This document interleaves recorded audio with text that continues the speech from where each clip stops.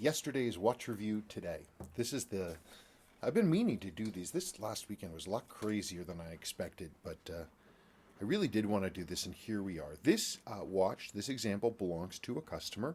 This is the SLA025. This is the recent limited edition reissue that Seiko put out of the 6159 7001, 7001.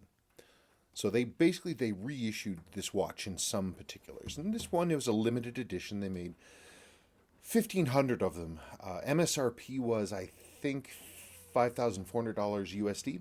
I could be wrong with that, but I believe that's more or less correct. These watches came on a new recreation of Seiko's original waffle. I think the biggest thing about it, it's a little thicker and beefier than the original. Sorry, I've got the windows open. It's super nice, but you might hear cars coming by. But they made it out of a sort of a grippy rubber instead of sort of the harder sort of rubber plastic that the originals had. And so if you're a fan of rubber, grippy rubber, that's a good thing for you. Me, I like sort of a stiffer, like smoother surface. This is a little grippy and it tends to pull on my arm hair. So, but anyway, customer sent this in for me to look at. You'll notice that he himself put his on an Uncle Seiko recreation of the GL731 tire tread. There it is in all of its particulars. Now, what Seiko did, Seiko often, well, I should preface this. I'm giving my review of this watch. I'm sort of a weirdo and kind of particular about how I do things and what I like and what I don't like. So what I'm saying is not the gospel truth. This is really, it's only true for me. So you can agree with me or disagree with me. That's fine. But just take it with a grain of salt. What I'm saying is true for me, not necessarily true for you. Okay, so here we go. My biggest issue with Seiko's reissues is that they tend to seem to not get they seem to me to not truly understand their own design heritage, and so they tend to get some critical things wrong. This watch was at first glance actually sort of a surprise. They did a number of things that were surprisingly correct that I'm happy about. In their reissues, they tend to get they sort of tend to do blobby things. Well, here's another thing. Let's look at this, this is a quasi reissue. This is an SBDX001. There it is. There's my Marine Master. Okay. Now this really was more of an interpretation that Seiko had. They changed some of the things. They definitely, obviously you can see where it came from, but they made some changes and they sort of made it its own deal. And as a result, actually, this watch stands on its own. I think that this is, it's a true piece in of itself. Seiko took some cues from the past, but sort of made it their own. And also because this was, relatively speaking, an affordable price point, and Seiko mass-produced these for a very long time, this is, in my mind, this is a true tool watch. This is a true dive watch. This came very close to emulating this. But this is a good illustration of some of the things that Seiko does. One of the biggest things that I wish they wouldn't do, I always complain about, is if you look at this original 6159, you see the nice flat tops to the markers. Flat tops to the hands. Now here on this one, they did one of the things I love the most about the Marine Master, these beautiful flat surfaces on the hands. But you see the markers, they're kind of round top, kind of blobby. And that to me always seemed a little, I guess that's a kind of detail we see on a lot of like inexpensive watches, this kind of blobby mashed on stuff. It takes more precision, I think, to make it be really flat. But, that's a minor quibble. I mean, generally speaking, this is a great watch.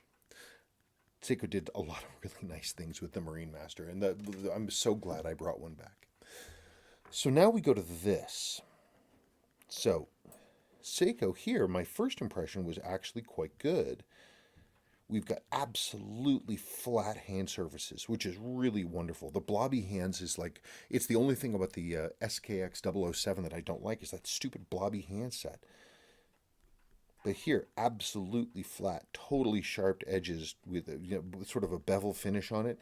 And you'll notice flat-edged markers. They even replicated the the circular scribing around the markers, which is nice. But like the 62 MAS reissue, SLA017, they sort of they looked at it and they replicated it, but they didn't quite get what they should have done. To me, I was showing this to Sabrina, and she said, "Well, it looks like the markers are lower and the fill is higher, so the whole thing looks flatter," and that's absolutely true. So Seiko did some things right, but I mean, when I'm just looking at this watch, I mean, you're seeing this in really good light right now, and so they look pretty similar. But when you look at these in just regular light, because of the way, there's a couple of things. I think the surrounds and the markers are thinner here than they are here. They're also lower, and the inscribed lines are much smaller.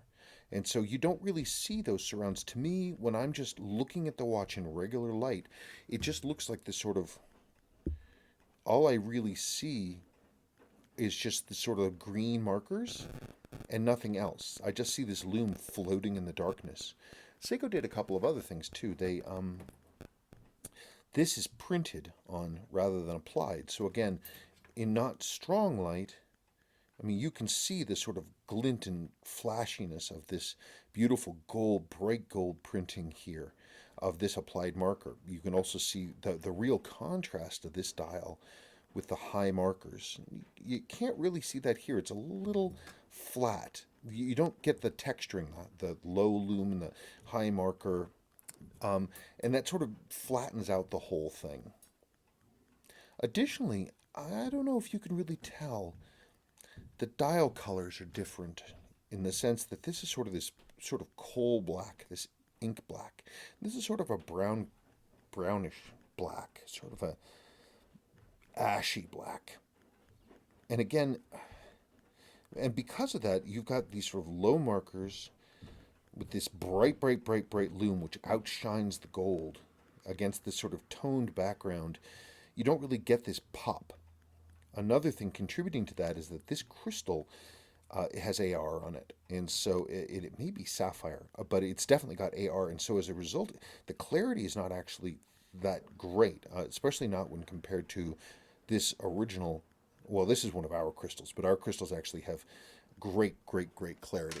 Let me just blow this up here. And so, I mean, with the clarity of our crystals, you see in the original, you see this beautiful, you can see the gold. You see the white of the original loom. You see the nice matte black of the dial. And it all stands out. I don't know. It's hard to say, because you're not really seeing what I'm seeing when I see this in person. Maybe let's move to natural light. I'm going to move to natural light. But first, let's... trying to think of what I want to do, because I'm talking about cosmetics right now more than anything. Okay, so let's go, and we're going to look at cosmetics, and then we're going to come back, see if we can get a little better sense of things here. Maybe we get this thing into shadow. Basically, Seiko made this thing a lot more subtle. You've got the dial printing, which is this sort of muted gold, and it's on this sort of not really solid black dial with thinner markers that are lower with less sort of glinty gold. They also, the numbers on the insert here, again, are a little more muted, and so the gold on the insert is muted. So here you're really seeing that contrast. You see the gold, and you see the gold on the insert, and everything is just sort of bright. And it's and as a result, it just pops a little bit more. This one seems sort of not as interesting. It seems really, honestly, when I look at this, all I really mostly can see is just the loom blasting out, and the rest of it is just sort of muted and put away. I mean, they got a lot of the elements right, but in order to really see them, you've got to like try to find a way to catch the light coming off the dial. Whereas this one, it just, it's always there. You can see all the parts of it. Other things too. They sort of, another thing that Seiko tends to have a problem with these recreations are proportions. The original, you can see it's sort of low. Actually, here, let me go get my since I'm doing this, let me go get my thing.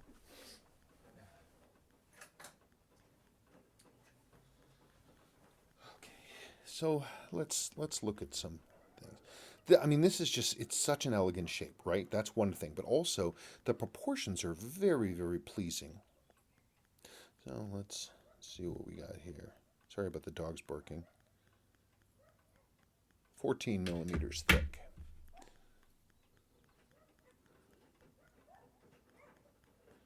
16, 2 millimeters thicker. And, you know, it's, you know, these millimeters, they really do add up.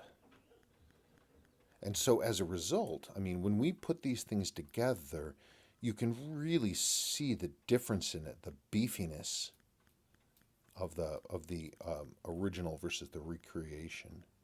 Gosh darn it. Would you stop fighting me? Stop it. You can see a lot of that added heft is down below. You can see if you follow the crown and the crown line, the most of the weight is added below. But you'll also notice that the coin edge bezel up here, see how much taller that is?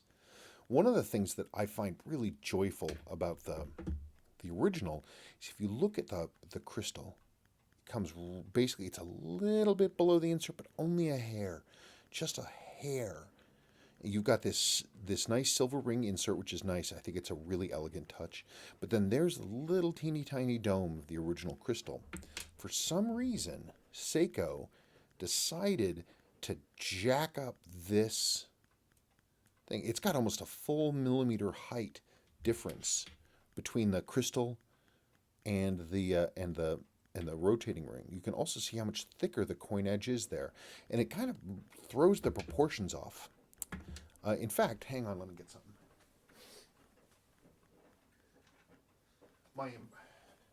My impression is actually, and I don't know if this is correct, this is just me thinking out loud.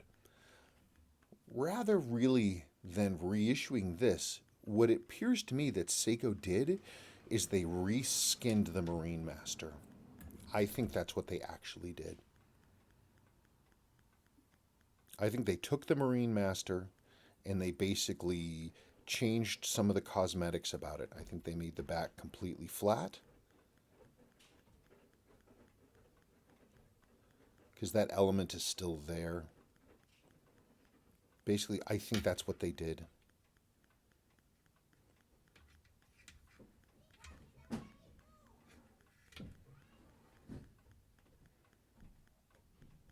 Yeah, I think that's what they did. I think that's as good a, because look, even the height on the rotating ring is about the same. What did we say? This is 16, right?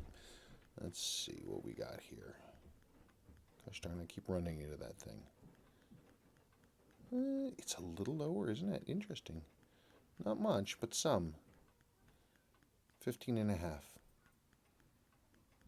So this thing is even taller than the Marine Master. But you can really see, I mean, one of the things they did, I don't know why they went with the painted or the stamped on stuff here, right? But they wanted to hold to the original, so they went with gold, but they couldn't do high metallic, and so it just sort of floats there in the darkness. With the Marine Master, what was nice is they went with white, and so it really pops out. I don't know. I just think this is really, the Marine Master is a superlative watch. And if I had to choose between the two, honestly, I'd take the Marine Master. The Marine Master is a watch you can wear every day, and you can replace it. This thing, you know, there's only 1,500 of them. If you want to keep it nice, you can't really wear it much. It's limited edition, and apparently these things are already falling significantly in value. Matt Jackson down in Texas, he tells me that his local authorized dealer has 4 of these brand new sitting, and that they're potentially offering him 25% off of MSRP to move one. That's not a real good sign. That's not a real good sign. If you had, I mean, I love the case shape. I think the case shape is great. I wish the ring was lower. I wish the rotating ring was lower. That'd be really nice. And I wish it was a general issue model. That'd be cool. I don't know. I think all told, I mean, Seiko just, they do certain things right, but then they do other things wrong. And they kind of I don't know. Maybe I'm the wrong person to ask about this because I'm the wrong audience, but I would say that really, if you want a reissue of the 6159, honestly, my recommendation would be to get a Marine Master. I think actually it's truer to the spirit of the original, which is that of a rugged, working dive watch that is replaceable, not some high end fashion piece that you have to baby. I mean, this thing is awesome. I just serviced it a few weeks ago. It's fantastic, fantastic watch. I'll probably put it on after I finish making this video. You know, this one I can't really wear because of the value and the rarity of it. But you know, this one I can. I can wear this one without even thinking about it. I'd have the same problem with this one that I have with this one. Wouldn't be able to wear it. So I guess overall, I don't know. My impression is I really wanted to like this. I really, really, really wanted to like this. I wanted to be, and I was excited when I saw the flat markers and all this other kind of stuff. And in the pictures, it looked like it was pretty decent. Like you could see a lot of these details. But then in person, it's just this. All I see is the loom, and so it's not as neat. And I wish it wasn't as tall. Seiko came so close for me. Now, for other people, maybe they love it. I mean, why not? If you love it, then great, love it. But I mean, if I was going to have to choose one to wear regularly, man, I'd get one of these. That's a watch right there. That's a watch. And the reason being is that it's covering all the bases. It's got a high beat movement. It's a rugged single piece case, 300 meters. It's automatic. It's hand winding. It's a high beat. It's replaceable. It has a long heritage, not only coming from this, but the fact that it was made itself for so long. That's a classic. This is a curiosity. This is an oddity.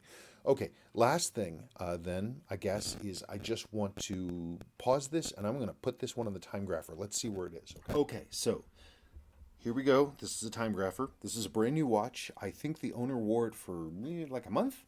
So let's see where we're at. Hey, that's not bad. I mean, gosh, it could be worse.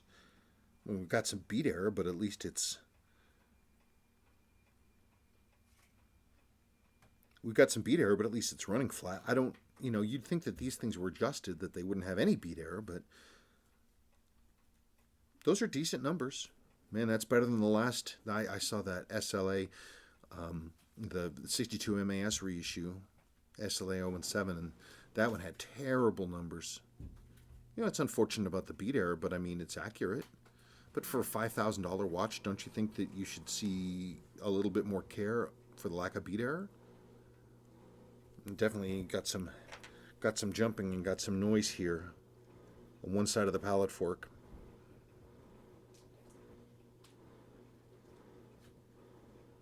And still though, it's respectable enough, isn't it? But is it respectable enough for a $5,400 limited edition watch? At least we've got good amplitude, and it would be a good timekeeper, so why not? I guess take it with a grain of salt. It's the same thing that we're seeing is they're doing what they do, but I mean, 0.5 beat error on a hand-assembled watch out of Japan limited edition. I guess all I can keep saying is at least it's accurate, appears to be, and it's got decent amplitude. But, you know, overall, with all the other issues that I mentioned, unless you really want one of these to fill a slot in your collection, man, if you can't get a 6159, don't buy one. I would not buy one of these. I would get your hands on an original Marine Master, because that's the best true recreation. Okay, thank you much.